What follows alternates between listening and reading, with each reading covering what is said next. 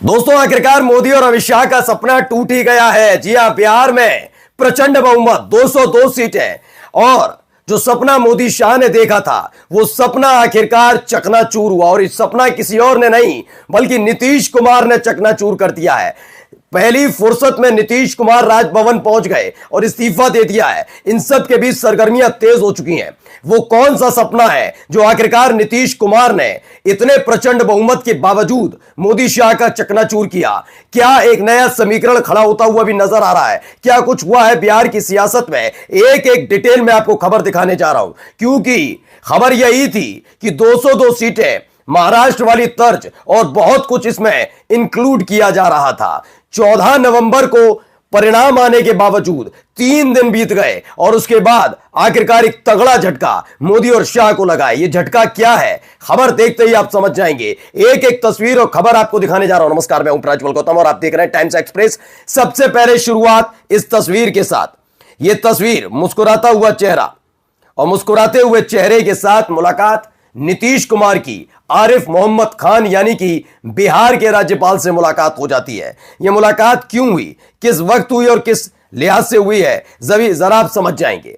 पहले देखिए, उनका काफिला पहुंचा था, वो भी आपको दिखाऊंगा, लेकिन पहले देखिए न्यूज अपडेट। नीतीश कुमार ने की राज्यपाल आरिफ मोहम्मद खान से मुलाकात। यह मुलाकात बहुत अहम हो गई है। नीतीश कुमार की मुलाकात, राजभवन पहुंचना, चेहरे जो मुस्कुराते नजर आने चाहिए थे वो चेहरे दिखे ही नहीं। कौन से चेहरे? विजय सिन्हा का चेहरा, साथ ही सम्राट चौधरी का चेहरा। वो चेहरा जो मुस्कुराता हुआ दिखना चाहिए था, क्यों नहीं दिखा है? क्या इस प्रचंड बहुमत के बाद भी उनकी मंशा पूरी नहीं हो पाई क्या? ये तमाम चीजें इसका मेन बिंदु है, मेन पॉइंट है। क्या है, जरा पहले देखिए। जरा ये वीडियो निकलकर सामने आई। ये उस वक्त की वीडियो की तस्वीरें हैं जब गाड़ियों का काफिला पहुंचा था नीतीश कुमार का राजभवन इसी गाड़ी में सवार होकर नीतीश कुमार पहुंचे हैं, उनका पूरा काफिला। और खबर यह है कि उनके साथ वो अकेले नहीं थे, उनके साथ पहुंचे कौन? सम्राट चौधरी। उनके साथ कौन पहुंचे? विजय सिन्हा। दोनों के दोनों पहुंच जाते हैं और दोनों के दोनों राजभवन पहुंचकर नीतीश कुमार के साथ मौजूद होते हैं। नीतीश कुमार पहली फुर्सत में इस्तीफा सौंप देते हैं। उसी वक्त की वीडियो देखते चलिए। इसमें लिखा है, पटना, मुख्यमंत्री नीतीश कुमार की अध्यक्षता में राज्य मंत्रिमंडल को भंग करने की सिफारिश की गई है। वर्तमान सरकार की अंतिम कैबिनेट बैठक के बाद मुख्यमंत्री नीतीश कुमार ने राज्यपाल आरिफ मोहम्मद खान को मंत्रिमंडल भंग करने संबंधी पत्र सौंपा। दरअसल मैंने आपको पहले भी आंकड़ा दिखाया था। ये 202 आंकड़े वाला जो सीट है, जिसमें 89 बीजेपी, 85 जेडीयू, एलजेपी-आर यानी कि लोक जनशक्ति पार्टी रामविलास चिराग पासवान की पार्टी 19 सीटें और साथ ही साथ हिंदुस्तानी अवामी मोर्चा 4 सीटें, आरएलएम, ये तमाम मिलकर 202 बनती हैं। तब भी इस बात का अंदेशा था कि क्या नीतीश कुमार महागठबंधन के साथ आ रहे हैं, क्योंकि अगर महागठबंधन के साथ आते हैं तो आसानी से, नई एआईएमआईएम की मदद से 125 विधायकों के साथ महागठबंधन की सरकार बन सकती है। यह अंदेशा इसलिए भी लग रहा था क्योंकि बड़ी सुगबुगाहट तेज थी कि जो वादा अपने नेताओं से मोदी शाह ने किया है कि मुख्यमंत्री तो इस बार बीजेपी का ही बनेगा। वो बात अलग है कि जब नीतीश कुमार ने बगावती तेवर दिखाने शुरू किए तो आखिरकार कुछ नेताओं को यह कहना पड़ा कि हम नीतीश कुमार के नेतृत्व में ही चुनाव लड़ रहे हैं। याद है आपको नीतीश कुमार के नेतृत्व में चुनाव लड़ने का ऐलान? उसके बाद भी नहीं माने थे। उसके बाद कुछ नेताओं को से कहलवाना पड़ा, जबकि अब तक मोदी ने भी नहीं कहा कि नीतीश कुमार ही मुख्यमंत्री बनेंगे। आखिरी वक्त तक खेल को रोकने रखने की खेल था।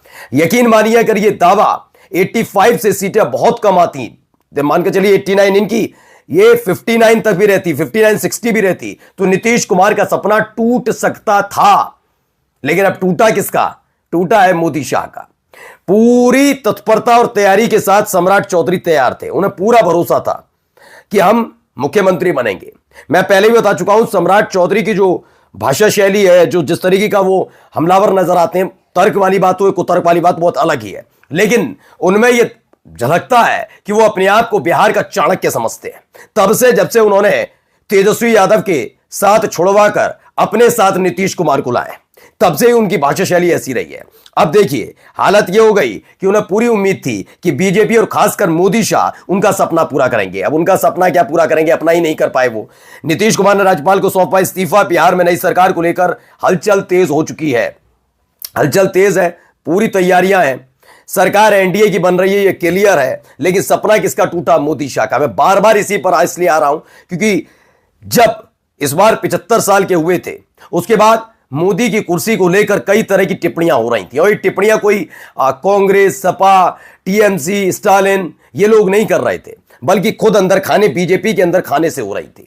अगला प्रधानमंत्री के तौर पर सिफारिश की जा रही थी योगी के लिए, और योगी आदित्यनाथ का नाम सुनते ही अमित शाह भड़क गए थे। ये सारा खेल चल रहा था, लेकिन एक सियासी जीवनदान मिला था कि आप जाइए, क्योंकि बिहार विधानसभा चुनाव है। उससे पहले अगर प्रधानमंत्री बदला गया तो दिक्कत आ सकती है, इस लिहाज से उनको छोड़ा गया। और फिर जब जेपी नड्डा ने हाल ही में बिहार विधानसभा चुनाव के नतीजों के बाद संबोधित किया तो क्या कहा, मोदी के नेतृत्व में, मोदी के नेतृत्व में, मोदी के नेतृत्व में। मैंने तब भी कहा था यह मोदी का नेतृत्व ही है कि 202 सीटें बिहार में एनडीए को मिली। वजह यह नहीं कि जनता ने दिल खोल कर कहा कि हम तो मोदी जी का स्वागत कर रहे हैं, बल्कि जब मोदी के नेतृत्व का जिक्र हुआ तो जिम्मेदारी वहां दिल्ली में बैठे चुनाव आयोग पर पड़ गई कि देख लो, नीतीश के नेतृत्व में नहीं है चुनाव, मोदी के नेतृत्व वाला चुनाव है। मोदी के नेतृत्व का मतलब 75 बरस पर बधाई नहीं विदाई वाला तर्ज फिर से शुरू हो जाएगा। तर्ज और तंज दोनों लगेगा, तो ऐसे में क्या करना है आप समझ गए। और हुआ वही, 89 सीटें बीजेपी की।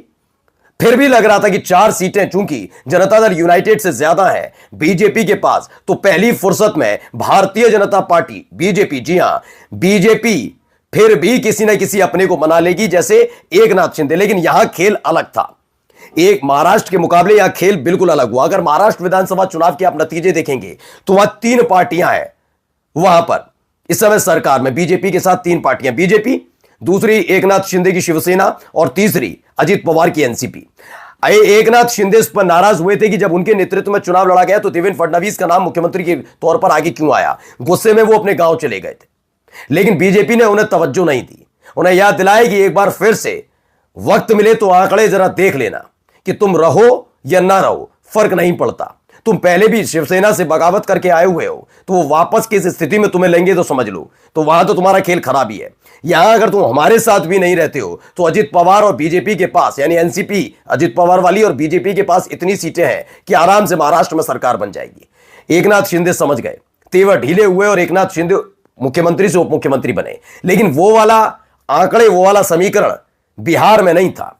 इसीलिए मैंने कहा है कि अगर 89 सीटों से के मुकाबले अगर इनकी सीटें इतनी कम आती कि एलजेपीआर, हिंदुस्तानी अवामी मोर्चा और आरएलएम के जरिए सरकार बनाई जाती तो नीतीश कुमार को ये तवज्जो भी नहीं देते। ये जानते थे नीतीश कुमार की जरूरत इनको भी है, और गलती से भी नीतीश कुमार ने साथ छोड़ा।